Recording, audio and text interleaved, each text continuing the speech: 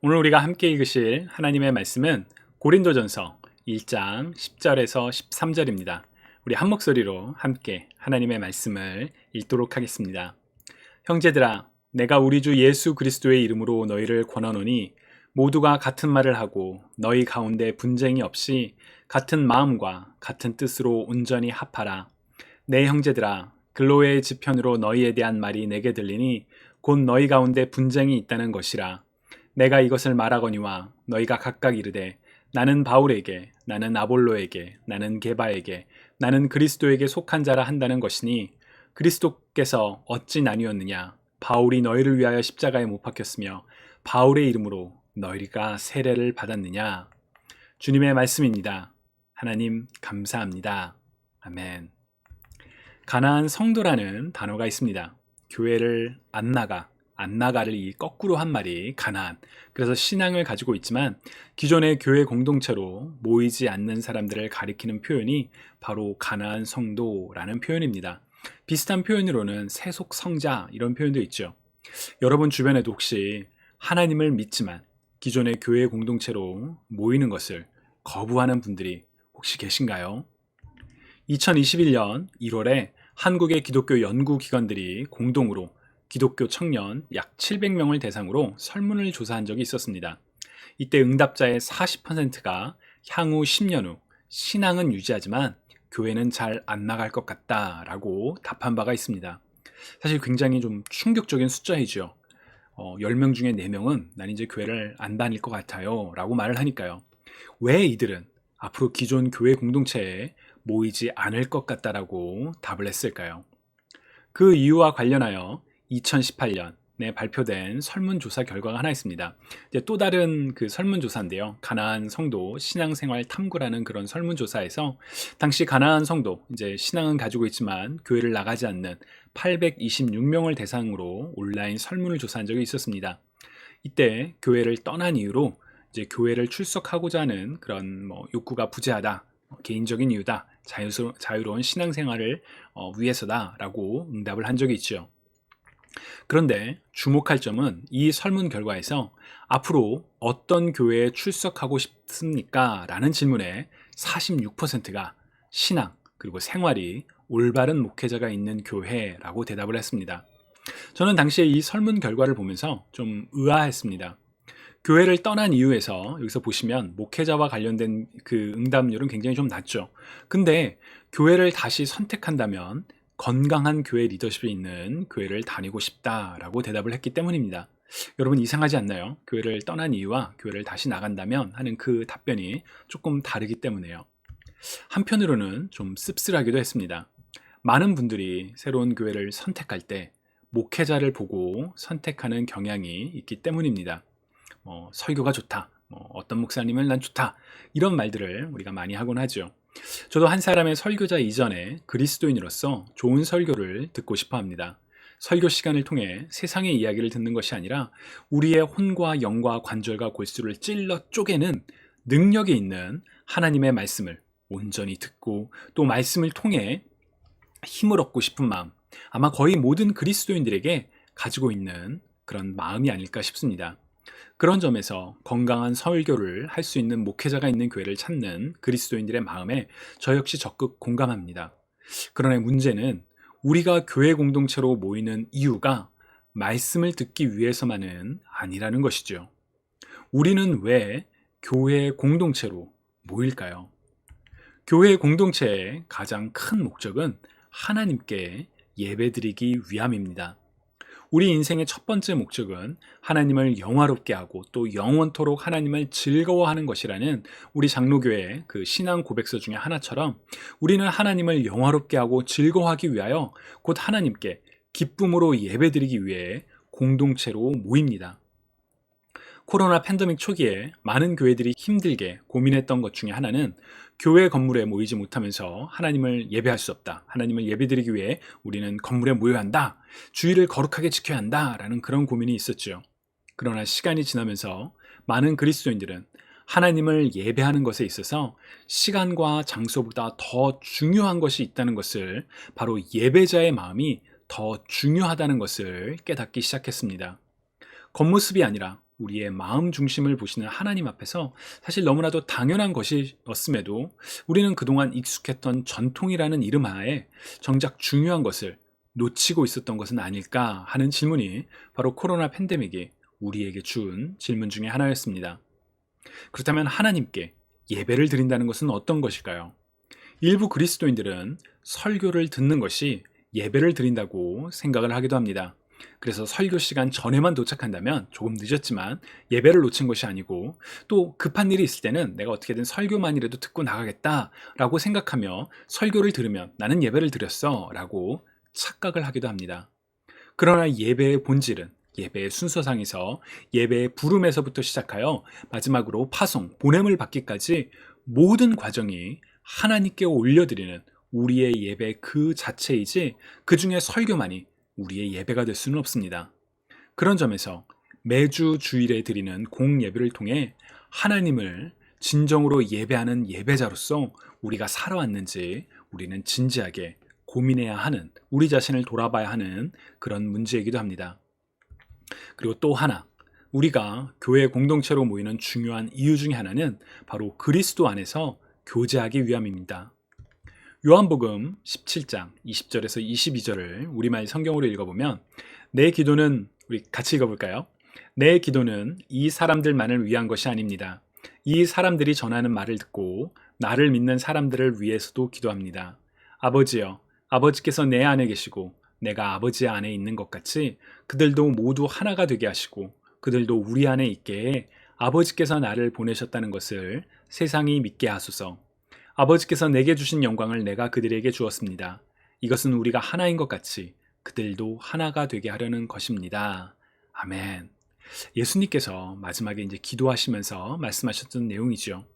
하나님과 예수님이 하나이신 것처럼 모든 믿는 사람들이 하나가 되게 해달라고 주님께서는 기도를 하셨습니다. 우리가 교회 공동체로 부르심을 받은 것은 바로 그리스도의 몸으로서 우리가 서로 하나 되기 위함입니다. 모든 사람들이 똑같은 생각을 하거나 혹은 한국인은 한국인끼리, 백인은 백인끼리 모이는 그런 동질적인 것이 아니라 서로 각자 모양과 생각이 다 다르지만 그럼에도 불구하고 그리스도 안에서 서로 연합하여 하나가 되는 교제가 있도록, 그런 교제의 공동체를 만들도록 우리는 부르심을 받았습니다. 이와 같은 내용들을 생각하면 교회 공동체를 안 나가는 이유, 혹은 새로운 교회 공동체를 선택하는 이유에 교회 리더십이 핵심으로 손꼽히는 것은 조금 안타까운 일이라고 생각합니다. 물론 건강한 리더십은 교회 공동체, 아니 모든 공동체의 사실 필수적인 요소지요. 공동체의 리더가 어떠한 비전과 열정을 가지고 있느냐에 따라서 공동체의 모습이 완전히 달라질 수도 있기 때문입니다. 예를 들어 우리는 지난 요 근래 몇 년 동안 국가의 지도자가 어떠한 비전과 원칙을 가지고 있는지에 따라 사회가 어떻게 달라지는지 아주 강렬하게 경험을 했었죠. 마찬가지로 교회 공동체 역시 리더십이 어떠한 비전과 열정을 가지고 있느냐에 따라 전혀 다른 모습을 가질 수도 있습니다. 그런 점에서 여전히 리더십의 중요성을 간과해서는 안 될 것입니다. 그러나 우리가 교회 공동체의 핵심을 놓치고 사람에게 집중할 때 우리는 여러 가지 어려움을 겪게 될 수도 있습니다. 오늘 본문에서 고린도 교회가 바로 그러한 어려움을 겪고 있었습니다. 고린도 교회는 바로 이 지역이 고린도 그 지역인데요. 바울이 2차 선교 여행 중에 세운 교회였습니다. 사도행전 18장을 보면 바울은 아테네를 떠나서 고린도에 도착을 합니다. 그곳에서 아굴라와 브리스길라를 만나 함께 동역하고 또 실라와 디모데를 만나서 복음을 더욱 열심히 증거합니다. 혼자서 사역을 하는 것이 아니라 함께 동역하는 바울의 모습은 오늘날 교회가 본받아야 할 중요한 모습 중에 하나이지요. 이처럼 바울과 동역자들은 열심히 복음을 증거했지만 안타깝게도 유대인들은 바울이 선포하는 그리스도를 믿지 않고 오히려 바울을 반대하며 박해했습니다. 그래서 사도행전 18장 6절을 보시면 바울은 이제 이방인들에게만 복음을 전하겠다라고 선언을 할 정도였습니다. 그래서 고린도 교회는 이제 이방인들을 중심으로 세워진 교회였고, 그러다 보니 다양한 배경을 가진 사람들이, 정말 이제 다양한 사람들이 모여서 공동체를 이루었습니다. 그리고 그로 인해 여러 가지 문제가 발생하기도 했습니다. 오늘 본문 11절에 나온 것처럼 바울은 고린도 교회에서 일어나고 있는 일들에 대해 소식을 듣고 정말 안타까움과 그리고 그 문제가 해결되기를 바라는 마음으로 편지를 쓰게 됩니다. 그 중에 하나가 바로 고린도 전서입니다. 그래서 사실 고린도 전서에는 신앙생활과 믿음과 관련하여 매우 실제적인 답변들이 담겨 있습니다. 오늘 우리가 읽은 고린도전서 1장에는 고린도 교회가 직면하고 있던 중요한 문제, 바로 갈등과 분열에 대한 바울의 권면이 담겨 있습니다. 고린도 교회에 분열이 생겼던 이유는 무엇일까요? 오늘날에도 많은 교회들이 이 분열의 문제를 겪고 있죠. 워낙 다양한 원인들이 있어서 그 진단과 해결책도 다양하지만 오늘 본문의 내용을 통해 알 수 있는 고린도 교회의 분열의 원인은 특정 인물에 대한 편향성 때문이었습니다. 오늘 본문 12절을 보시면 고린도 교회 성도들은 리더들을 중심으로 서로 갈라져 있었습니다. 나는 바울 편이다. 나는 아볼로 편이다. 나는 게바 편이다. 라고 말하면서 교회의 특정 인물을 더 우선시하고 따르면서 서로 간에 파가 나눠지고 이들 간의 분열과 갈등이 발생했었음을 우리는 알 수가 있습니다. 그리고 저는 이 모습이 설교를 시작하면서 처음에 말씀드렸던 바로 교회의 리더들을 중심으로 사람들이 모이고 또 떠나는 오늘날의 현실과 일부 맞닿아 있다고 생각을 합니다. 차이가 있다면 오늘날의 교회는 특정 인물을 중심으로 모이거나 떠나는 일이 만연한 반면 이 본문을 통해 우리가 짐작할 수 있는 고린도 교회의 문제는 특정 리더에 대한 편향으로 인해 공동체가 내부적으로 갈라지고 있다는 것이 차이입니다. 본문에서 언급되지 않지만 만약 고린도 교회 리더들 간에 서로 시기와 질투가 있었다면 아마도 상황은 더 끔찍했을 것입니다. 그러나 본문에서는 그런 끔찍한 상황을 짐작할 수 있는 단서는 없습니다. 성도들이 특정 인물을 중심으로 모이면서 혹은 파가 갈리면서 분열이 일어나고 있었음을 짐작할 수 있을 따름이지요. 이렇게 분열되고 갈라지고 있는 고린도 교회를 향한 바울의 권면은 무엇이었을까요? 그리고 그 바울의 권면은 오늘날 여러 다른 형태의 분열과 갈등을 겪고 있는 오늘날의 교회들에게도 답변이 될 수 있을까요? 저는 답변이 될 수 있다고 믿습니다. 특정 인물에 대한 편향으로 갈라져 있는 교회를 향한 바울의 첫 번째 그리고 가장 중요한 권면은 그리스도를 바라보라는 것입니다. 어떤 문제가 생겼을 때 가장 단순하면서 확실한 해결책은 외형이 아니라 그 문제의 본질에 집중하는 것이지요. 교회 공동체의 핵심이 어디에 있습니까? 바로 그리스도가 교회 공동체의 핵심이지요. 얼마 전 우리 교회는 창립 50주년을 기념하는 시간을 가졌습니다. 올바니 한인 장로교회가 어떻게 시작되었습니까? 창립을 이야기할 때 우리의 시선은 사람들에게, 처음 공동체로 모였던 사람들이나 아니면 리더십들을 향하기 쉽습니다. 왜냐하면 그들은 눈에 보이는 인물들이기 때문입니다. 그러나 세상의 어느 교회든 교회가 세워질 때 우리는 사람을 중심으로 교회가 세워지는 것이 아니라 그리스도의 피로 말미암아 세워지는 그리스도의 몸된 공동체라는 사실을 먼저 인식을 해야 합니다. 교회의 머리 되시며 교회의 몸이신 그리스도에 대한 인식 없이, 그리스도가 중심됨 없이 우리가 세상적인 관점으로 바라본다면 우리의 시선은 자연히 고린도 교회처럼 혹은 오늘날 일부 성도들의 편향처럼 사람을 향하게 될 수도 있습니다. 바울은 고린도전서 3장 4절에서 어떤 사람이 나는 바울파다 라고 말하자 다른 사람은 나는 아볼로파다 라고 말하고 있으니 세상에 속한 사람이 아니면 무엇이겠습니까? 라고 질문을 합니다. 또 이어지는 5절과 7절을 우리말 성경으로 읽어보면 우리 같이 읽어볼까요? 그러면 아볼로는 무엇이고 바울은 무엇입니까? 여러분을 믿게 한 사역자들일 뿐입니다. 그들은 주께서 각각 맡겨주신 대로 일할 뿐입니다. 나는 심고 아볼로는 물을 주었으나 자라게 하신 분은 하나님이십니다. 그러므로 심는 사람이나 물 주는 사람은 아무것도 아니요 오직 하나님께서 자라게 하신 것입니다. 아멘. 바울은 분명하게 이야기합니다. 사람이 아니라 하나님을 바라보라 라고 권면을 하고 있지요. 주님이 사랑하시는 여러분, 교회 공동체를 바라볼 때 우리는 무엇을 바라보고 있습니까? 교회를 세우시고 교회의 몸된 그리스도를 바라보고 있습니까? 아니면 눈에 보이는 사람들을 바라보고 있습니까? 중요한 섬김의 사역을 감당하고 있는 사람들을 간과하자라는 것이 아닙니다. 그들 각자가 교회 공동체를 이루기 위해 섬기는 모습 하나하나 모두 다 소중합니다. 그러나 그들 자체가 아니라 그들로 하여금 일하시는 하나님을 바라볼 때 우리는 비로소 건강한 교회 공동체를 이루어 갈 수가 있습니다. 고린도 교회는 교회를 세우시고 이루시는 그리스도보다 그리스도의 부르심을 따라 일하는 리더들을 더 바라봤습니다. 그러다 보니 교회를 세우기 위해 십자가에서 고통당하시는 그리스도보다 지금 내 눈앞에 있는 인물들에 주목했던 것이지요. 각각의 리더들의 역할은 다르고 사람이기에 각각 잘하는 일도 있고 또 잘하지 못하는 일들도 있습니다. 그러나 그 서로 다른 리더들이, 공동체의 구성원들이 함께 조화를 이루며 하나 되어 하나님의 영광을 드러내고 복음을 증거하는 일을 바라보기보다는 서로의 차이를 주목하며 이제 팔을 가르고 다투기 시작한 것이 바로 고린도 교회의 분열의 원인이었던 것이지요. 바울은 이러한 교회의 분열에 대해 분명하게 선언합니다. 우리 13절을 세번역 성경으로 같이 한번 읽어볼까요? 그리스도께서 갈라지셨습니까? 바울이 여러분을 위하여 십자가에 달리기라도 했습니까?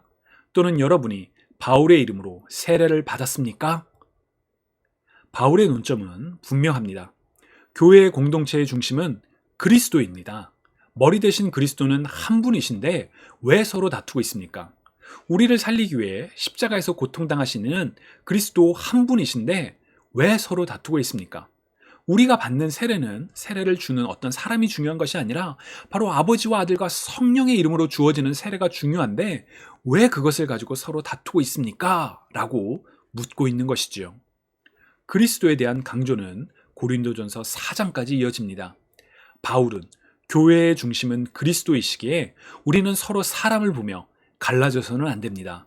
사람을 바라보는, 사람에 주목하는 세상적인 관점을 버리고 모든 일의 주관자 되시는, 교회의 머리 되시는 그리스도를 바라봐야 합니다. 라고 권면하고 있는 것이지요. 주님을 사랑하시는 여러분, 교회를 볼 때 그리스도를 먼저 바라보는 저와 여러분이 되시기를 축복합니다. 또한 우리 각자는 부르심을 받은 자리와 그 역할에 상관없이 하나님의 뜻을 먼저 구하고 하나님의 영광이 드러나도록 함께 동역해야 합니다. 내 뜻이 남보다 더 낫다라고 선언하는 순간 우리는 다른 사람과의 함께 화합하며 동역할 수 있는 기회를 놓쳐버리는 것입니다. 교회의 주인은 몇몇 리더십들이 아니라 바로 그리스도이심을 기억하며 내 뜻이 이루어지는 교회가 아니라 하나님의 뜻이 이루어지는 교회가 되도록 우리 모두 겸손한 마음으로 동역할 수 있기를 간절히 소망합니다. 우리가 기도를 할 때에도 내 뜻이 이루어지는 기도가 아니라 하나님의 뜻이 이루어지는 그런 기도를 해야 하는 것처럼 공동체 안에서 서로 다른 의견이 충돌할 때 나는 맞고 상대방은 틀리다 라고 전제하기 전에 교회의 공동체를 향한 하나님의 뜻을 함께 기도로 구하는 우리 공동체가 될 수 있기를 소망합니다. 물론 상황에 따라 여전히 쉽지 않은 부분들을 우리는 맞닥뜨리게 될 수도 있을 거라고 생각합니다. 그러나 요한복음 17장 22절에서 그리스도께서 하신 말씀, 그리스도께서 하나님과 하나이신 것 같이 우리도 하나 되기를 간절히 기도하셨다는 것을 기억하며 공동체가 그리스도 안에서 하나 되기 위하여 함께 기도하고 또 서로의 뜻을 내려놓고 동역하다 보면 우리는 분명 우리 교회의 공동체는 서로 화합할 수 있게 되리라고 확신합니다. 다만 이 길이 쉽지 않기에 여전히 많은 교회 공동체가 갈등과 분열의 시간을 경험하고 있다라고 생각을 합니다. 그러나 우리는 그리스도를 따르는 그리스도의 제자로서 그리스도를 중심으로 서로 하나 되기를 기도하며 함께 노력하면 우리는 분명 하나님께 기쁨이 되며 세상 가운데 하나님의 영광을 드러내는 아름다운 공동체를 만들 수 있으리라고 확신합니다. 그 길을 함께 걸어가는 저와 여러분 모두가 되시기를 주님의 이름으로 축복합니다. 여러분 이 시간 우리 함께 기도드리실까요? 사랑의 하나님, 정말 세상에 있는 많은 교회들이 그리스도를 중심으로 그리스도를 바라보며 화합하기를 기도합니다. 주님, 우리 마음 가운데 동역의 마음을 허락하시고 남을 나보다 낮게 여기며 서로 존중하는 가운데 우리 각자의 뜻을 주장하기보다는 하나님의 뜻을 구하며 하나님의 뜻이 이루어지도록 함께 동역하는 교회가 될 수 있도록 주님 우리들의 마음을 인도하여 주시고 또한 우리를 그렇게 변화시켜 주옵소서. 감사드리며 살아계신 예수 그리스도의 이름으로 기도드립니다. 아멘.